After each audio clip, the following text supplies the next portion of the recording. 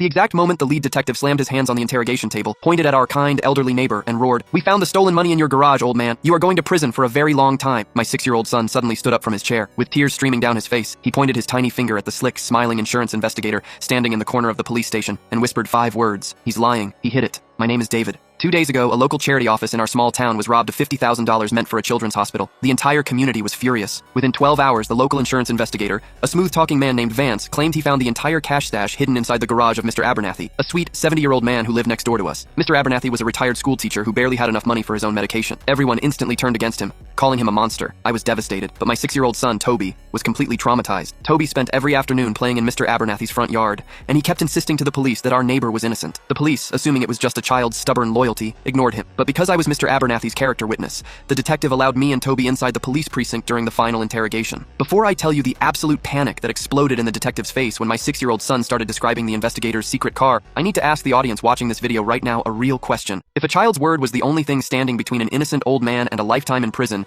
would you trust the kid or believe the physical evidence? Drop your thoughts below and slam that subscribe button right now, because this next part is pure emotion. Inside the cold, brightly lit police station, Mr. Abernathy was weeping, staring down at his hands, completely unable to explain how the stolen bags of cash ended up on his property. Vance, the arrogant insurance investigator, smirked and adjusted his expensive watch, saying, "The evidence doesn't lie, detective. Close the case." That's when Toby stood up, his tiny voice cutting through the heavy room. "He's lying. He hid it." The detective frowned. "Toby, this is a serious police matter. What do you mean?" Toby wiped his tears and said perfectly into the microphone, "The night of the robbery, at 3 in the morning, I woke up to drink water. I looked out the window. That man over there in the suit parked his black car. He walked into Mr. Abernathy's backyard with a big red bag, and he hid it in the recycling bin. He was wearing the same shiny shoes he has on right now." Vance's smug face instantly turned a ghostly shade of white. He tried to laugh it off, stammering that a kid's dream couldn't be used as evidence. But the detective's eyes narrowed. He immediately ordered his officers to pull the street's traffic cameras and search Vance's black car. Within 10 minutes, the officers walked back in with Vance's personal laptop, which contained messages planning to frame the old man to collect a massive insurance fraud payout. Mr. Abernathy was released immediately, sobbing as he hugged my son. My child's innocent words didn't just clear a name. They literally saved a fragile old man's life from the shock of a prison cell.